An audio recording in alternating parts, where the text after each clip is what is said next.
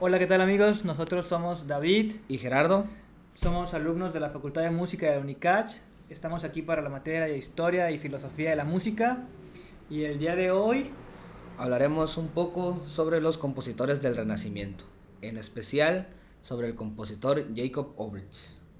bien amigos, pues la historia de las civilizaciones la narran los hombres y mujeres que a lo largo de los siglos, gracias a su forma de actuar, sus ideales, sus hallazgos o su arte, han hecho que la sociedad de una u otra forma prospere. Sabemos bien que la historia, pues eso se define bien, que las personas que entregan gran parte de su vida y de su talento para mejorar a la sociedad son las que quedan marcadas y las que estaremos hablando por siempre. Ya sea inspirado en otras personas o tomado parte de la acción, Jacob es una de las personas cuya vida realmente merece nuestro interés, ya que al grado de influencia que tuvo en la historia, conocer la vida de él pues es conocer más cerca de un periodo en concreto sobre la historia del ser humano. Este periodo del que estaremos hablando es parte del periodo del Renacimiento. ¿Y qué es el Renacimiento? Bien, hablaremos del Renacimiento de una forma que quede muy clara. El Renacimiento, de nuestra forma de vista de nosotros dos, lo entendemos como un movimiento artístico-cultural que inició en Italia y se extendió a la Europa occidental, inició en el siglo XV. Fue una manifestación cultural que su principal raíz quiso ser el cambio de mentalidad. Ese cambio de mentalidad pasó de una concepción de mundo teocéntrica propia del periodo medieval que había a una antropocéntrica. Este cambio se manifestó en la corriente filosófica humanística y se consideró el inicio de la Edad Moderna. Pero, ¿qué es el pensamiento antropocéntrico? Bien, pues ese ponía énfasis en la facultad humana para acceder al conocimiento del mundo a través de la razón. Antes, en la Edad Media, pues la razón no existía, ni tampoco este pensamiento. O sea que en ese sentido las personas del Renacimiento se consideraban herederas de los valores de la cultura griega y romana. El concepto de Renacimiento también hace referencia a la recuperación de esos valores luego de la Edad Media.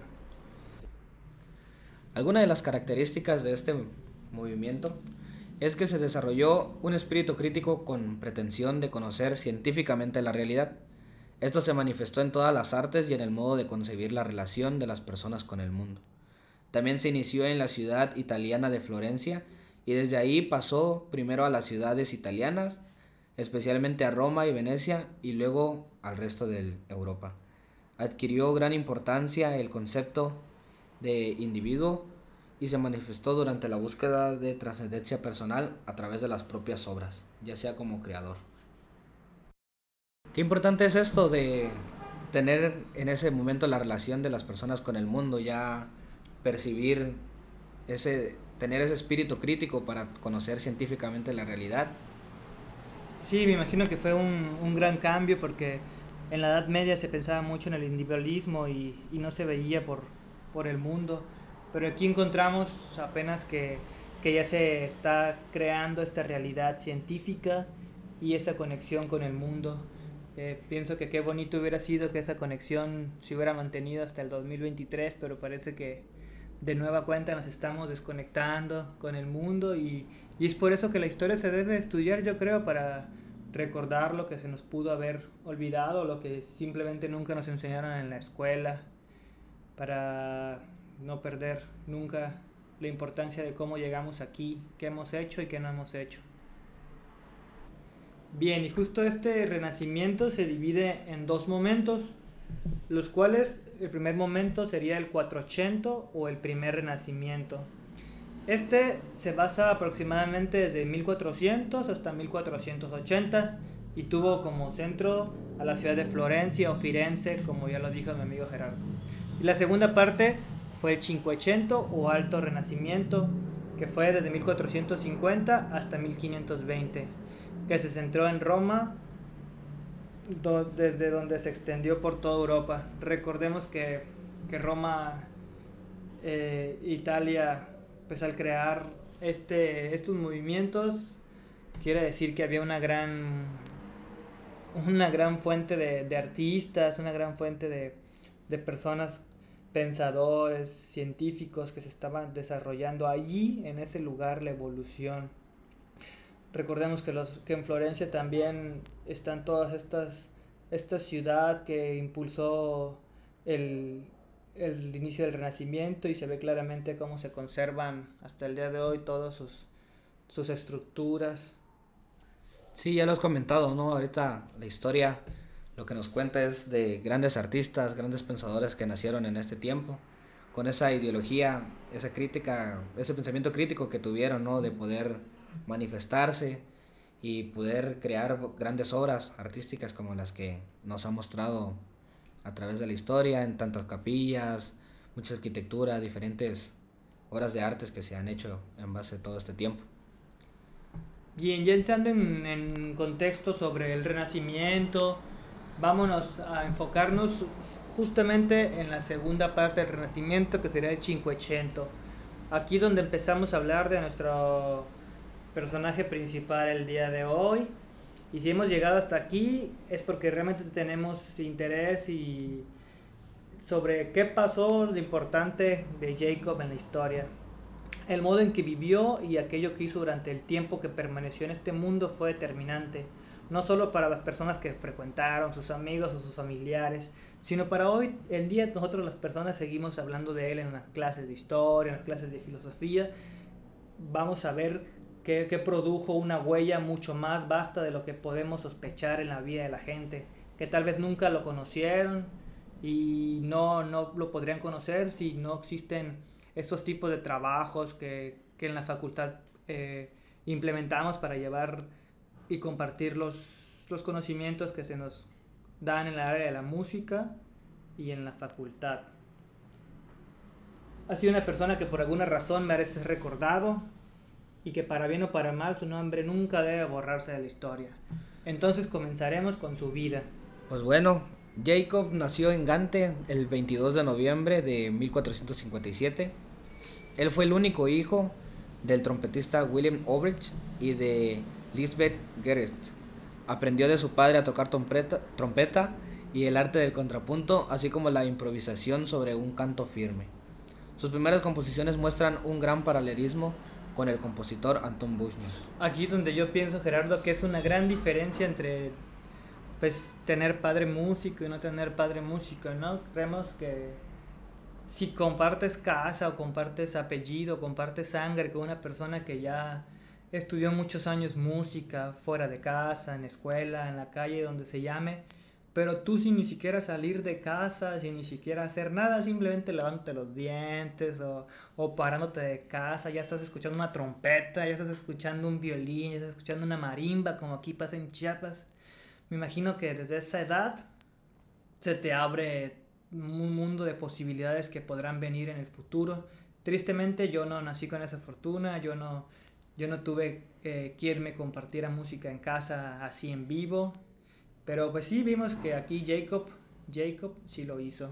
Sí, pues es una gran influencia, ¿no? Tener gente que esté en el mundo de la música a tu alrededor, ¿no? Por ejemplo, como dices, ¿no? Levantarte, escuchar que están estudiando ya sea un violín, trompeta, marimba, o tal vez que estén cantando. Y pues me imagino que influyó mucho en Jacob para poder ser en lo que se convirtió. Tiene mucho que ver de que en la actualidad pues si no tienes una referencia como un familiar que sea músico, que te motive, pues ya tenemos un poco la facilidad de la tecnología, ¿no? Ver algo que te gusta, buscarlo en internet, saber qué es lo que tuvo que estudiar, qué es lo que tuvo que vivir para llegar a donde está. Y pues eso sirve de motivación, pero pues en esa época no había internet, no había nada.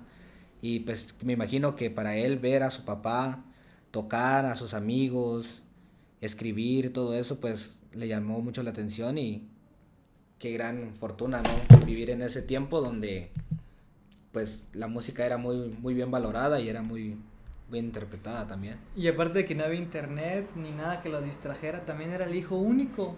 El papá El hijo único también. no tenía otras posibilidades de hijos que enseñarle música, otros que les pudieran gustar o no, simplemente fue el único y vaya que lo supo aprovechar. Ahora veremos por qué. Obrecht tuvo una sucesión de cortos empleos. Bueno, esto ya que creció, ya que aprendió a tocar y a dominar el contrapunto, que terminaron en circunstancias poco favorables, llevándolo a tener problemas financieros que le hicieron donar algunas composiciones a sus empleados para salvar su quiebra. Esto, esto siempre ha existido en el momento en el que pues algún músico no se encuentra bien financieramente y tiene que pues malbaratar su trabajo.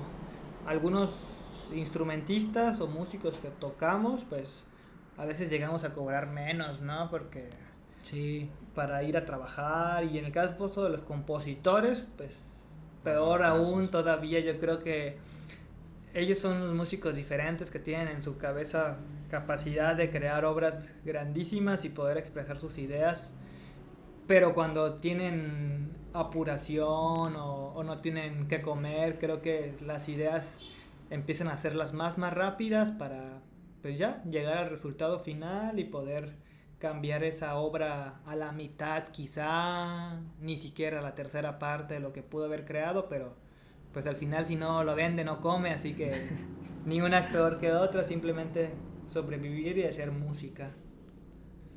En 1484 fue nombrado maestro de la capilla de la Catedral de Chambray, donde tras un año de servicio fue censurado y pasó a ser maestro de capilla y sucesor de San Donato en Brujas. Ser maestro de capilla antes era, wow, era el cargo Gran más privilegio. grande, sí. Hasta el día de hoy sigue siendo un puesto muy peleado y muy difícil llegar. Pero hoy, siendo 2023, siendo tantos humanos en el planeta Tierra, es difícil antes. Me imagino que era mucho más difícil. Sí, recordemos que pues grandes compositores, grandes músicos llegaron a estar de maestros de capilla y pues ya ver a una persona siendo maestro de capilla era un gran honor, era un músico respetable, tenía mucho conocimiento y en la actualidad, como dices, pues ya no se ve tanto, pues ya no han cambiado mucho las cosas, pero pues en ese tiempo, en su época, donde había infinidad de músicos, de grandes maestros, compositores, llegar a ser maestro de capilla era otro nivel ahí de músico. Más adelante en su vida, entre 1492 y 1496, años en los que fue maestro de canto, ahora nuevo trabajo de Nuestra Señora de Amberes, compuso sus principales obras, que veremos más adelante sobre ellas. Él en toda su vida estuvo haciendo obras desde que era un joven en casa de sus papás, escuchando, escuchando lo que tocaba sus papás. Él fue desarrollando su oído y creando el contrapunto. Algunas de las obras, que a lo mejor no podemos reproducir todas, pero vamos a hablar sobre ellas por si hay interés y se piensa en escuchar después. Podremos hablar sobre las misas de María Sartre y el motete de Salve Regina. En lo personal, Salve Regina me gusta mucho, lo escuché ahora que empezamos a conocer, investigar sobre esos compositores.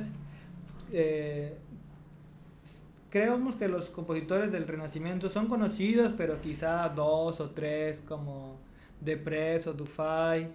Pero cuando entramos a buscar la música de Jacob, sí nos pareció muy asombroso cómo manejaba el contrapunto y cómo expresaba sus misas y sus motetes. Sí, recordemos que en ese tiempo pues era una de las personas, de los compositores más bien, que tenía que impresionar a a los ricos de en ese momento, ¿no? Como decíamos, para poder vender sus obras, para poder seguir subsistiendo y pues llegar a hacer las obras que hizo, como lo mencionas, tiene unas obras muy buenas, la verdad, muy bonitas que más adelante lo presentaremos. Y pues también aquí dice que la música de obra era muy difundida en Italia. Esto pues empezó en 1480, era apreciado por muchos músicos de otros compositores sobre la época y el duque Hércules I del este de Ferrera quedó muy fascinado al escucharlo y esto le validó dos invitaciones a Italia, el primer viaje en 1487 por 6 meses y el segundo en 1505. ¿Te imaginas eso, Gerardo? O sea, llegar a ser una persona grande en la música, que te llegue la invitación de una de las personas más ricas de la actualidad en ese momento a la principal ciudad. Es como si hoy en día, no sé, alguien de Qatar, alguien de Dubái, te Sí, escuchara tocar el violín y te dijera, vente para acá a tocarnos y te pagamos lo que pidas. Sí, te imaginas el privilegio que se ha de sentir, los nervios que has de sentir también, y también un poco de orgullo, ¿no? De decir sobre muchos músicos que te están escogiendo a ti, y creo que es una gran motivación también para seguir haciendo más obras, echándole más ganas al instrumento, a la música, como para seguir sobresaliendo, ¿no? Recordemos que él no era italiano, así que debió ser un gran logro para él, un gran éxito para toda su familia, que haya viajado de tan lejos a la ciudad más importante de todo el mundo en aquel entonces. Debió ser algo grandísimo para su país natal, lograr esa conexión, creo que fue el inicio de interconexiones que se hicieron cotidianas con el paso de los tiempos, pero fue uno de los primeros pioneros que realizó estos grandes viajes a la ciudad importante como es Firenze. Luego en esa época, ¿no? Que no había tanta facilidad de viajar, imagínate cómo era el pensar, ¿no? Cómo llegar hasta allá. Un mundo nuevo, un mundo no, nuevo, no buscar diferente. imágenes en Google de cómo puede ser. Sí, no tener idea de lo que te espera al momento de llegar. Todo súper bien en su primer viaje, pudo tener mucho éxito, pero ¿qué habrá pasado, Gerardo? ¿Regresó? ¿Nunca regresó a Florencia o qué pasó?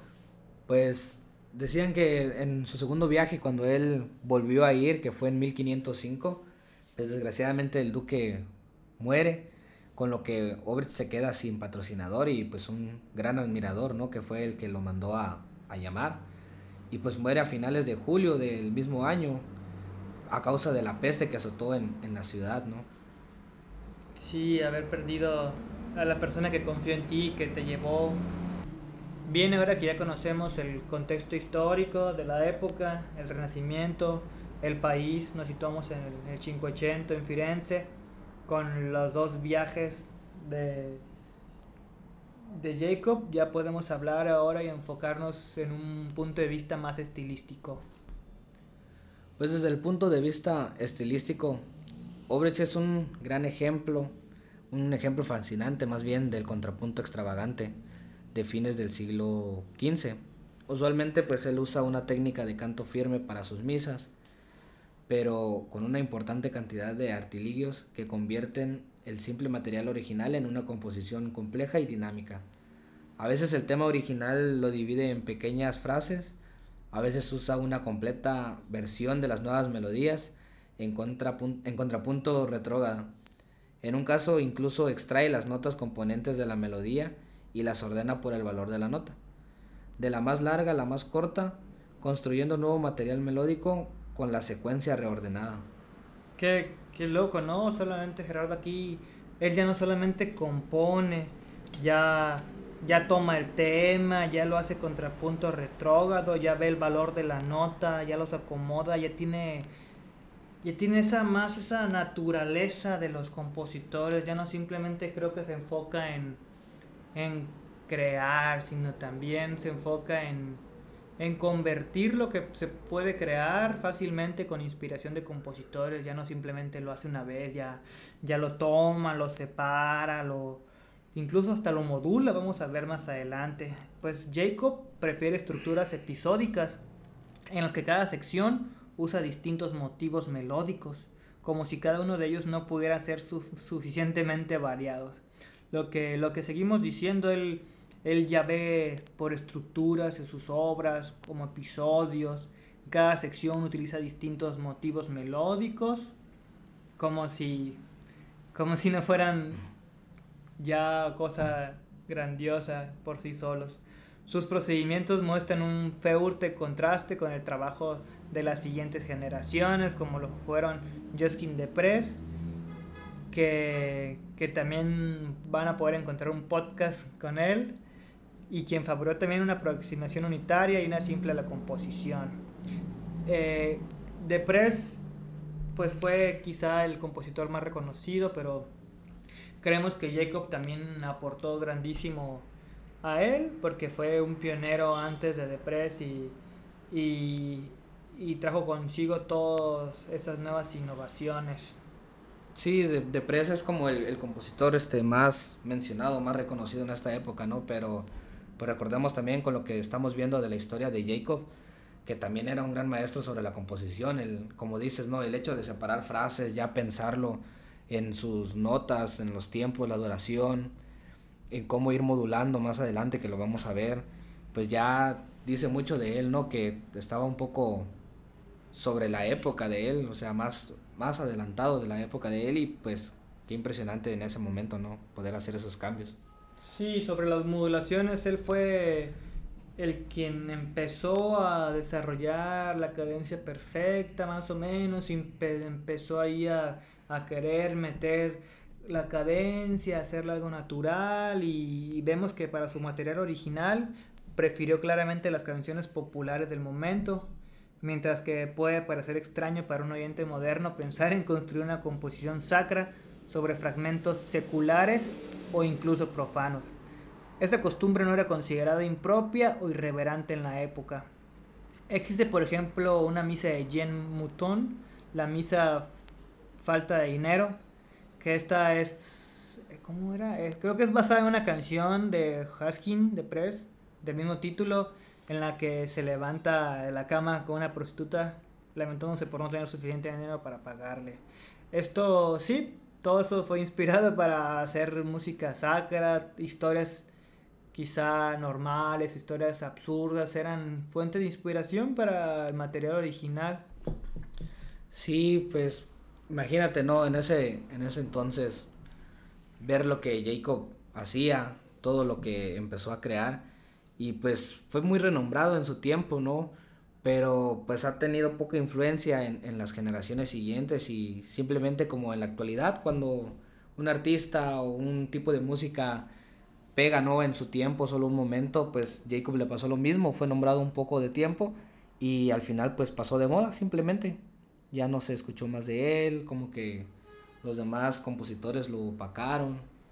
Quién sabe la verdad por qué pasaría eso, si tenía muchas buenas ideas, muchas buenas composiciones como para que lo hubieran dejado pasar de moda. Sí, yo creo que Jacob tuvo para poderse consagrar más años y tuvo para poder pelear los primeros lugares de reconocimiento de composición renacentista, pero pues simplemente hay algunos que les toca la fortuna de pegar y otros no, y creemos que él no. Pero para que tengan alguna idea más de por qué pegó, por qué no pudo haber pegado, dejemos que ustedes mismos juzguen, ustedes mismos sientan el color de su música, sientan todo lo que nos puede compartir con sus composiciones, y les vamos a dejar antes, les vamos a decir el nombre de muchas obras por si las quieren buscar en YouTube o en cualquier otra plataforma, puedan tener alguna idea de qué poder escuchar de calidad recomendada por nosotros. En lo personal, la primera obra que escuché de Jacob y me gustó fue Salve Regina, pero entre otras que podemos recomendarles, pueden escuchar Beata es María, pueden escuchar Salve Cru, Ac Voc Vitae, pueden escuchar también Parce Domin, se podrá escuchar también la Misa Subtum, que más adelante especificaremos qué es. También hay trabajos no solamente corales, como el Romtelia y el Salve Crux Vobita. Esos son para alientos, que también en el Renacimiento se empezó a dejar esta música coral y se empezó a incursionar en los alientos. Sí, pues recordemos que Jacob tenía una poca influencia sobre la música italiana, ¿no? Utilizó rasgos de la canción popular flamenca y alemana, lo que pues le ancla en la tradición holandesa, y pues centrándose en la música sacra, misas y motetes. Y pues como un ejemplo del gran maestro que él fue de la técnica del canto firme, como ya lo habíamos mencionado, pues simplemente deberían escuchar Misa Sub Praesidium Tuum, y esta misa incorpora 6 cantos marianos, ¿no? Que nos muestra por qué realmente era el maestro de la técnica del canto firme. Bien, por nuestra parte fue todo, amigos. Terminamos de hablar, enseguida les escucharán una pieza De nuestra parte fue todo, les agradecemos mucho el espacio, la atención que nos brindaron todos esos minutos. También agradecemos a la maestra Irene por tan buen semestre que hemos trabajado juntos. Agradecemos a la UNICACH por tan buen espacio que nos brindan, por tan buenos maestros que se nos ofrecen la oportunidad y porque siempre es una escuela que nos motiva a estudiar, a ir adelante en la música, en la historia y en todo para mejorar como músico. Sí, pues muchas gracias a la maestra que nos motiva, ¿no? En seguir buscando historia. Creo que en lo personal deberíamos tener un poquito más de interés, ¿no? Por la historia, el saber el razón de las cosas que en la actualidad hacemos, ¿no? El saber cuáles fueron unas grandes influencias para poder ver más que nada, ¿no? Los temas que estamos viendo, implementando las técnicas que hacían antes, el saber el contexto histórico y pues más que nada estar informados pues en la historia para ver todo. De nuestra parte fue todo, amigos. Nosotros fuimos David Y Gerardo. y los dejamos con Jacob Obrecht. Que los disfruten.